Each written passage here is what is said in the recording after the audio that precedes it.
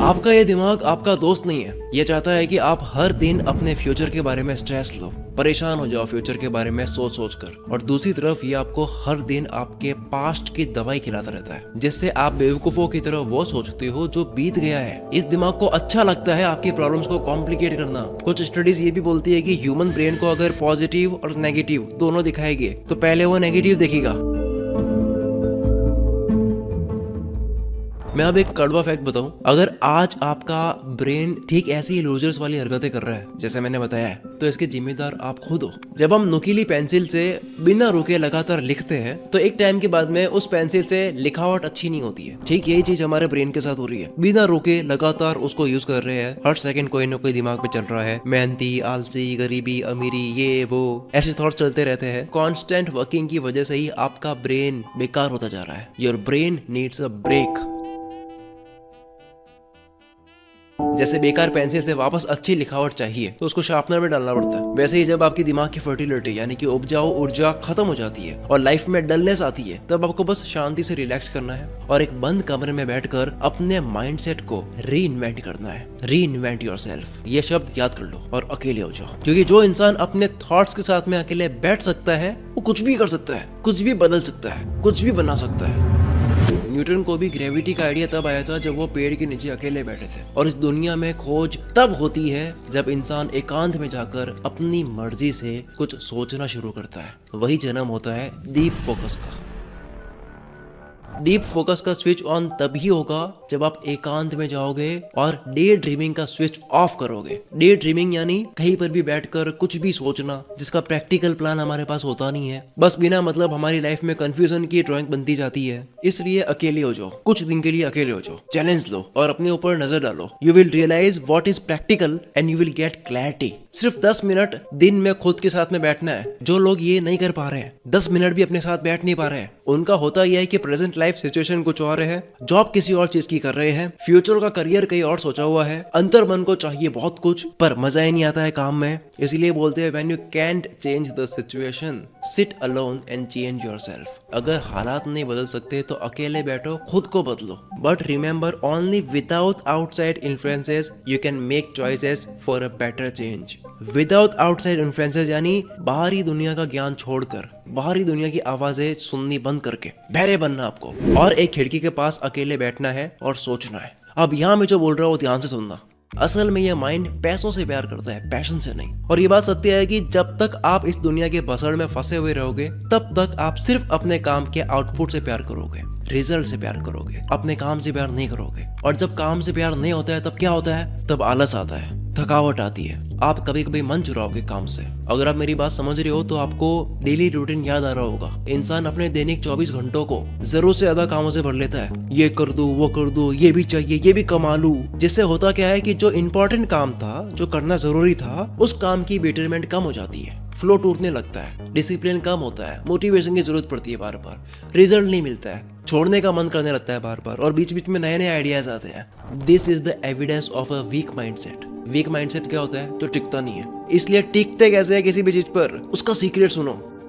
Normally अगर आप कुछ भी सीखते हो, पढ़ते हो, कोई भी एक्टिविटी करते हो 10 दिन के लिए, 20 दिन के लिए, 30 दिन के लिए, तो आप इसको कैसे मेजर करोगे कि सब कुछ सही जा रहा है या नहीं जा रहा है? How will you track your growth? आपके मन में चल रहा होगा कि रिजल्ट से ट्रैक करूंगा कि मैंने ये सीखा, इतना कमाया, मैं अपने गोल के इतना करीब पहुंच पाया। नहीं, जो लोग एक चीज पर टिकना जानते हैं वो लोग ट्रैक करते हैं फोकस की पावर से। यानी कि पहले दिन डे 1 पर मेरा उस काम को करते हुए कितना फोकस था और डे 30 तक पहुंचने पर मेरा कितना फोकस बढ़ गया है।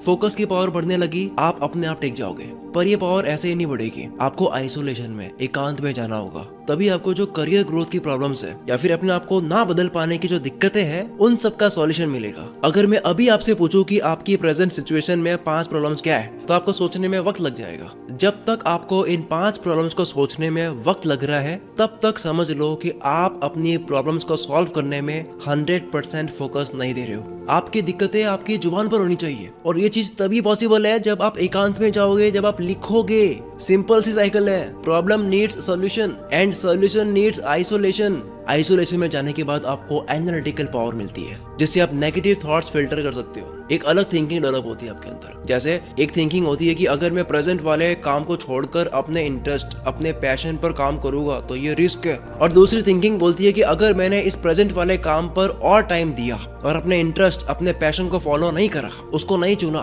तो ये और बड़ा रिस्क है। इसी नेगेटिव थॉट्स फिल्ट्रेशन को दिमाग की धुलाई कहते हैं। इसके ऊपर सबसे पहले वीडियो आपके भाई ने बनाई थी, जो कि सबको इतना पसंद आया कि काफी लोगों ने इस पे वीडियो बनाई। अगर 2024 के बचे हुए महीने बेहतरीन बनाने हैं, ये साल आप अपनी जिंदगी का बेस्ट ईयर बनाना चाहते हो, तो आपको आज से 21 दिन का चैलेंज लेना पड़ेगा दिमाग की धुलाई के लिए। इन 21 दिनों में आपको सिर्फ 3 चीजें चाहिए, एक पेन, एक कॉपी और 4 दीवारों के बीच का एकांत माहौल। Take 21 days challenge and reinvent yourself. हजारों लोग ले चुके हैं ये चैलेंज अपने माइंडसेट को बदलने के लिए। पहले अपने आप को बदलना होता है, अपने अंदर की दुनिया को बदलना होता है, बाहर की दुनिया तो बदल जाती है। फिर चैलेंज लेना कैसे है, अभी रुको, मैं आपको बहुत बढ़िया तरीका बताने वाला हूँ। इन 21 दिनों में यू विल नो कि बेस्ट माइंडसेट बनाते कैसे है। You will know how to take risk. Goals को अचीव करने के लिए हर एक कदम का कैलकुलेटेड एनालिसिस कैसे करना होता है। You will know your capability to deal with emotions, how to reaffirm your goals. ये सब कुछ कैसे करोगे समझ आ जाएगा, बस इस वीडियो को देखते रहो। मैं बार बार 21 दिन बोल रहा हूँ, इसका मतलब 21 दिन में रिजल्ट आ जाएगा ये मत समझना। पहले 21 दिनों में कोई रिजल्ट नहीं दिखता। इस पीरियड में बस स्टेबिलिटी आती है, आपकी रूट्स मजबूत बनती है। पर 21 दिन जरूरी बहुत है, क्योंकि स्ट्रॉन्ग रूट्स ही आगे चलकर टेस्टी फ्रूट्स देती है। इस टाइम में आपको अपने आइडियाज की आर्मी तैयार करनी है, आइडियाज की आर्मी। डिसीजंस लेने हैं कि अगले 1 साल तक आपको क्या क्या करना है, क्या क्या छोड़ना है, क्या क्या नहीं करना है, ये भी जरूरी है, क्या नहीं करना। डिस्ट्रैक्शन को कंट्रोल करने की स्ट्रेटजी बनानी है। दिन के काम वाले घंटे परफेक्टली डिवाइड करने हैं, छोटे छोटे टारगेट सेट करने हैं। पता करना है कि जो गोल आपने डिसाइड करे हैं उसको अचीव करने की आपके अंदर कितनी कैपेबिलिटी है। आप कब प्रोडक्टिव रहते हो पूरे दिन में, किस वक्त आप एनर्जेटिक फील करते हो, कब आप लेजी फील करते हो, क्या खाने से आपकी एनर्जी बढ़ती है, कौन कौन सी ऐसी हैबिट्स है जो न्यू ऐड करनी है, कौन सी छोड़नी है, क्या आपकी लिमिट है जिसे आपको क्रॉस करना है। ये सब जानना है 21 दिनों के अंदर। इस तरीके से आप अपने आप को री इन्वेंट करोगे, आप खुद की खोज करोगे। अगर आपने इन सब चीजों की पहचान कर ली तो आपकी सक्सेस का रेट बिटकॉइन की वैल्यू जितना हाई हो जाएगा। और री इन्वेंट योरसेल्फ का चैलेंज नहीं लिया तो जब तक आप अपने पैरों पर खड़े होगे तब तक आपके 4 दोस्त, आपके 4 कजिन्स, आपके 4 पड़ोसी आपसे काफी आगे निकल चुके होंगे। असल में जब तक आप अपने 4 लोगों के सर्कल में रहते हो, जैसे कि फैमिली कनेक्शंस, फ्रेंड्स, कजिन्स, तब तक आपकी दुनिया बहुत छोटी होती है। इस एटमॉस्फेयर में आप अपना पूरा जोर लगाकर भी बड़ा सोचोगे ना तो वो भी इतना बड़ा होता नहीं है, क्योंकि छोटी दुनिया में बड़ा सोचना छोटा ही माना जाता है। एक कुएं में रहकर कोई भी इंसान समुद्र जितने बड़े सपने नहीं देख सकता। 4 लोगों के बीच में रहने से आपकी मेंटालिटी डेवलप होती है मी वर्सेस देम वाली। अब जो बोल रहा हूँ उसको आप रिलेट कर पाओगे। मी वर्सेस देम मेंटालिटी का सबूत क्या क्या सुनो। अगर मुझे अपने करियर में कुछ अच्छा अचीवमेंट मिला है तो मैं सोचूंगा कि यार इन 4 लोगों को पता तो चलना चाहिए कि मैंने कुछ किया है।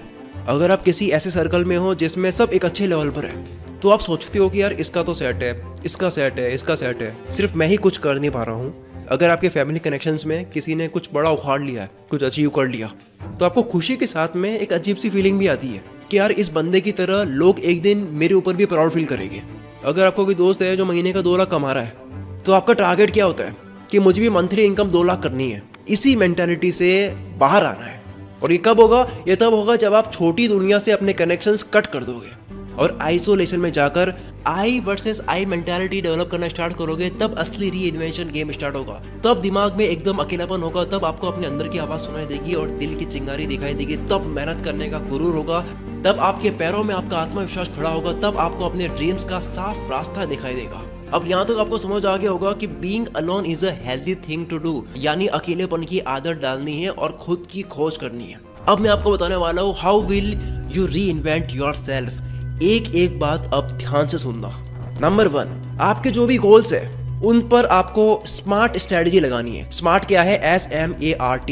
एस यानी स्पेसिफिक, यानी निशाना एक ही जगह होना चाहिए कि मुझे बस यही पाना है और यही बनना है, खत्म। इससे आगे मुझे दूसरा कुछ नहीं सोचना। M यानी मेजरेबल। अब उस एक गोल के भी छोटे छोटे स्टेप्स बनाने हैं आपको। जैसे अगर फोटोग्राफर बनना है तो उसको 5 स्टेप्स में डिवाइड कर दो। And firstly focus on step 1 only, then step 2, then step 3। एक टाइम पे एक स्टेप पे फोकस करना है। पहला स्टेप अचीव हुआ तो ही दूसरे स्टेप के बारे में सोचना है, काम करना है। A यानी अचीवेबल। आस्क योर सेल्फ कि क्या मेरे अंदर इतनी कैपेसिटी और कैपेबिलिटी है कि मैं अपने गोल तक पहुंच जाऊंगा, और अगर नहीं है तो कितनी सारी चीजें हैं जिन पर मुझे काम करने की जरूरत है। नोट डाउन करो and start working on it. R यानी रेलेवेंट। आपका गोल आपकी लाइफ से कितना रेलेवेंट है ये पता करो। 20-21 साल की उम्र में आप सोच रहे हो कि मैं क्रिकेटर बन जाऊं, तो उसका कोई मतलब नहीं है। जरूरी नहीं है कि आप खुद को अच्छा समझ रहे हो तो आप उसमें अच्छे हो भी। पहले तो सच बोलो अपने आप से। ऐसी चीज पिक करो जिसमें आपका इंटरेस्ट हो, पसंद है आपको करना, उसके अंदर नॉलेज भी है, मतलब आता भी है, और उसको आप प्रोफेशन भी बना सकते हो। टी यानी टाइम बाउंड। हर चीज को पाने का एक टाइम डिसाइड कर लो कि 1 महीने में ये करना है, 2 महीने में ये अचीव कर लेना है, मुझे ये पाना है। क्योंकि जब तक आप टाइम बाउंड नहीं बनाओगे तब तक आप स्पीड में काम नहीं करोगे।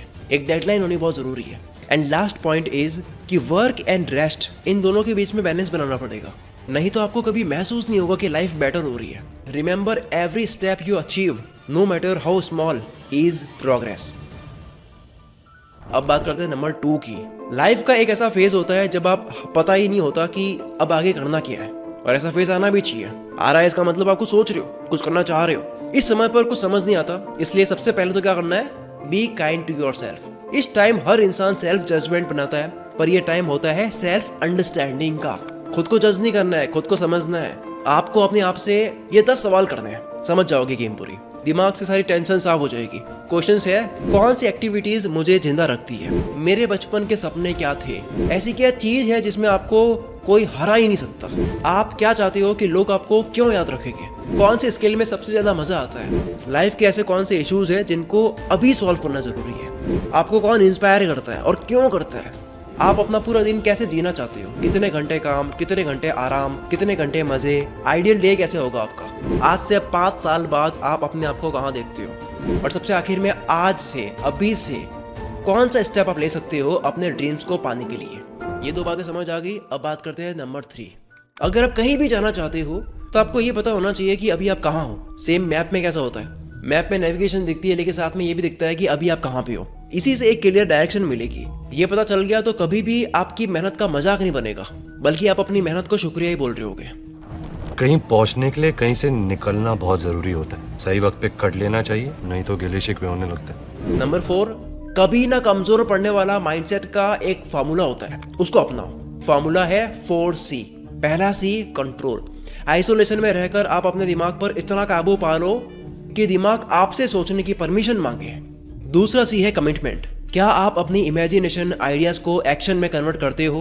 क्या आप जो बोलते हो वो करते हो?